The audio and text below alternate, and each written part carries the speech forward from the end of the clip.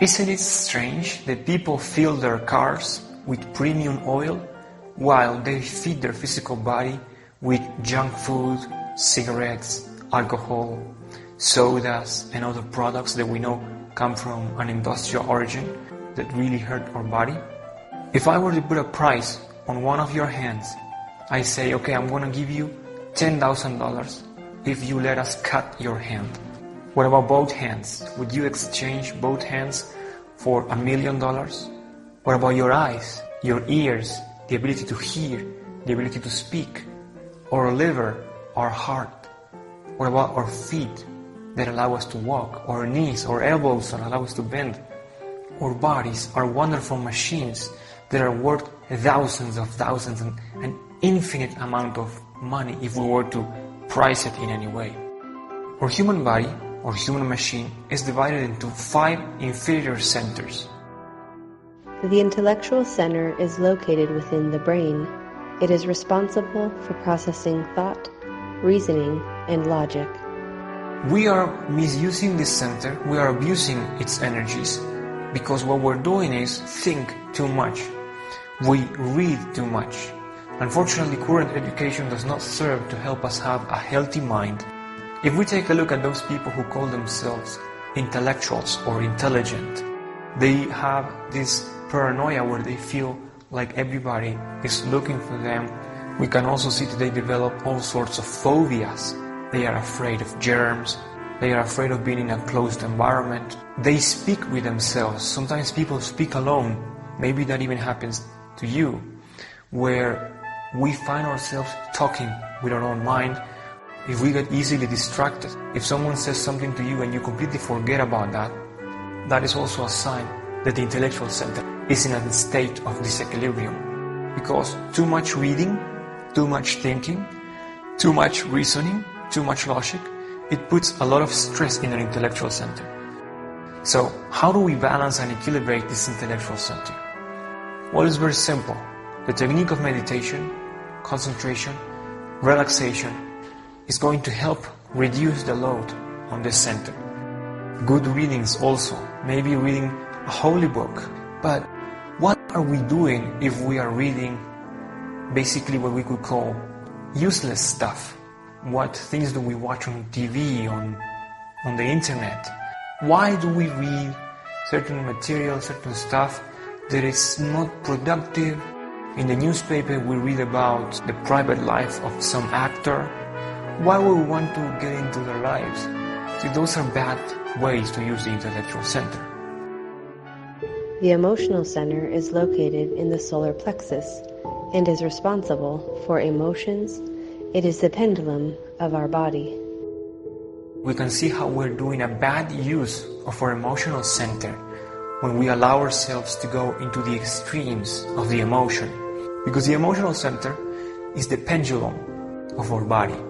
And like all pendulums, if you threw that pendulum strong enough to the left, meaning when we allow ourselves to have those extreme emotions of when watching a horror movie, a movie that makes us cry, then, like all pendulums, our emotional center is going to go to the opposite side. It's going to make us sad, angry. It is okay to feel joy. It is okay to feel a little bit down sometimes, to miss a friend.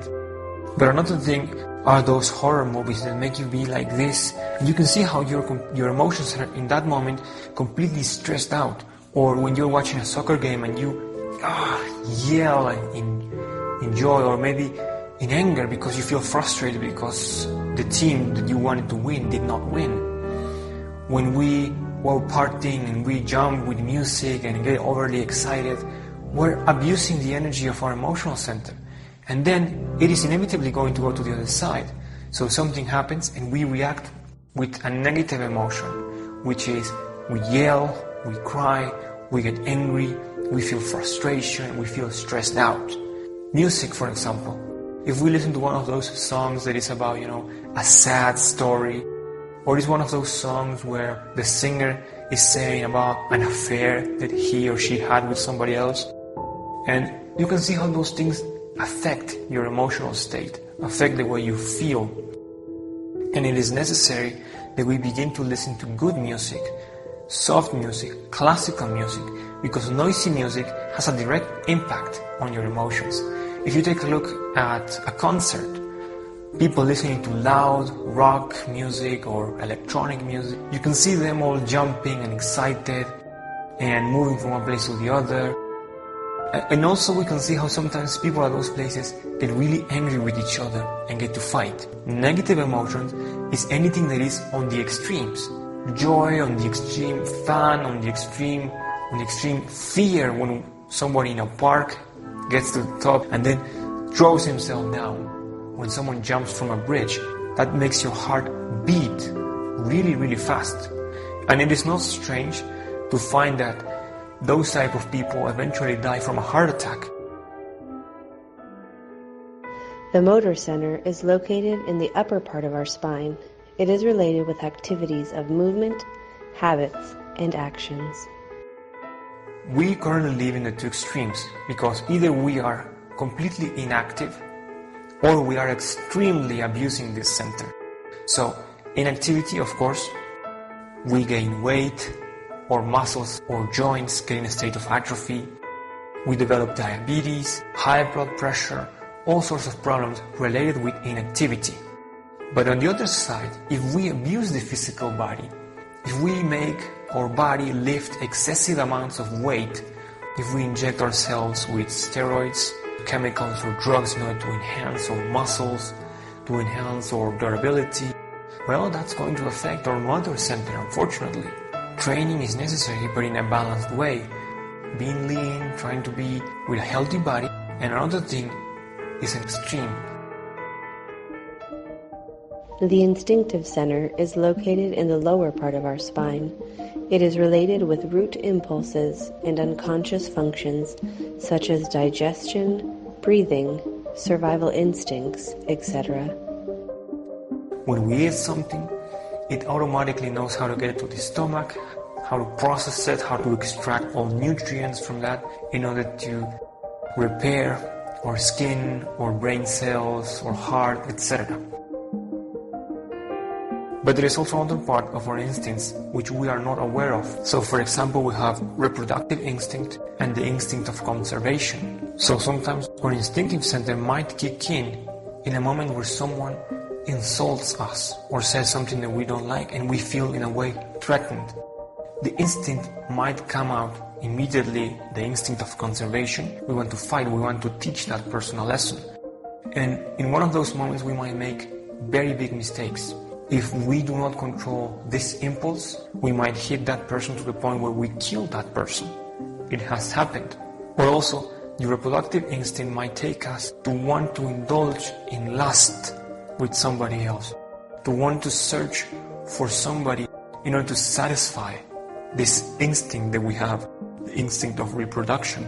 One of the things that helps to make this center so unstable are those movies in which we see people killing people, overly sexual scenes on screen, things that are in a way brutal and violent.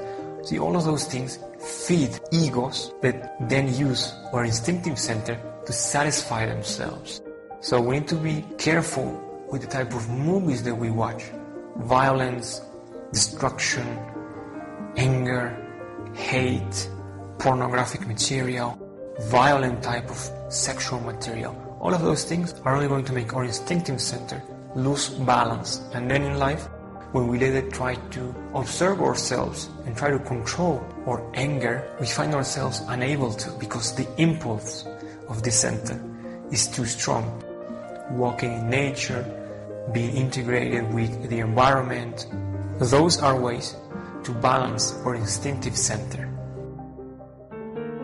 The sexual center is located in our genital organs. Its main function is reproduction, but it is also related with attraction, desire, energy, and vitality. We can clearly see the relationship between sexuality and energy or vitality. Let me put you an example. If you see a bull, this animal who is so strong, so brave, so violent, and yet we see an ox, which is soft, the farmer uses to plant the fields. What is the main difference between these two animals? The difference is that they were the same animal, except that one of them was castrated or neutered when it was little. Therefore, we can see how sexuality plays a key role in making the animal grow strong, making the animal develop violence, become territorial and aggressive. And on the other hand, without its sexual organs, the animals grow soft. Or the same thing might have happened with your cat. If you have your cat and you have neutered that animal, you can see that it becomes soft. It no longer has the urge to fight with other cats. It no longer is territorial.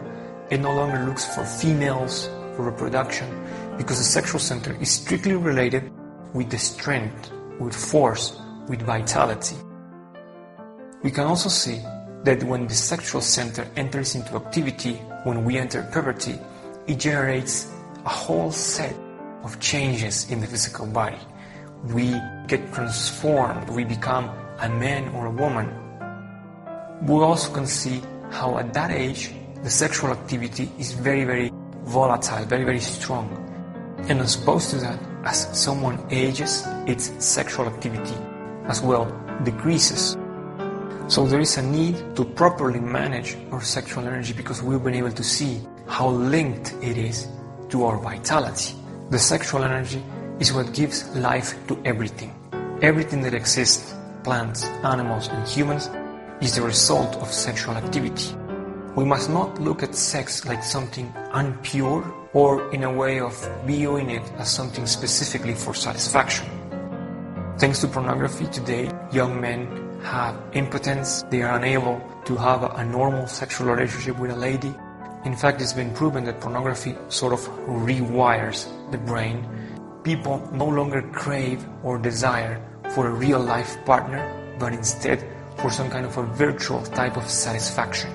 And opposite to that, if we do not let our sexual energies express, the other extreme, this energy, it accumulates and eventually can explode.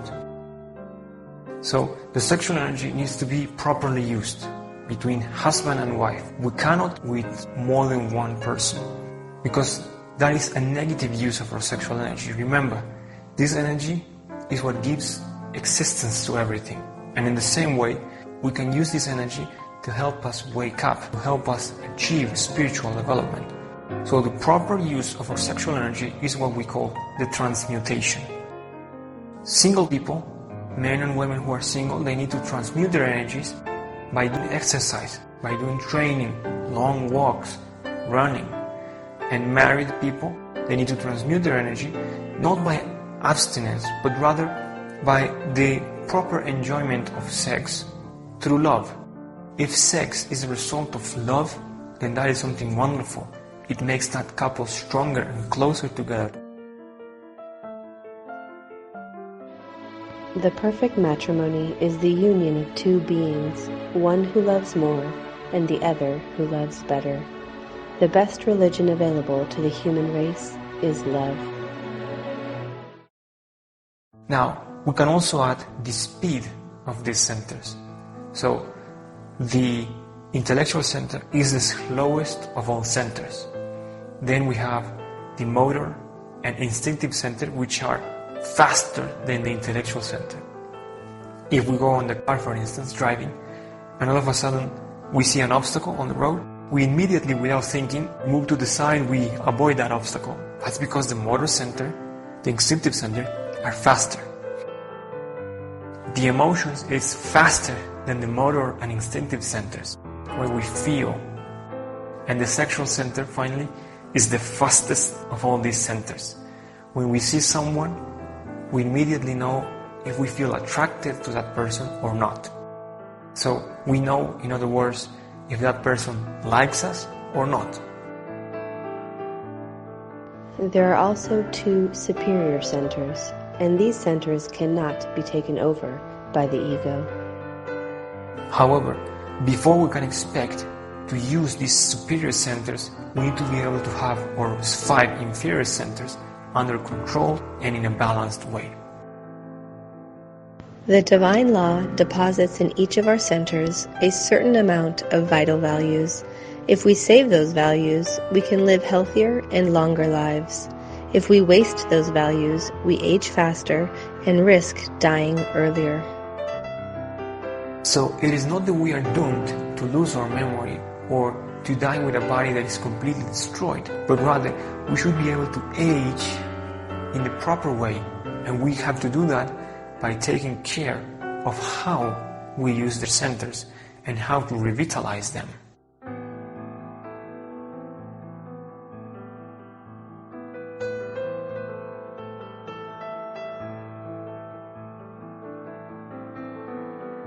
So, that's all I have for you today on this lesson. I hope you enjoyed it, and I'll see you next time. Take care.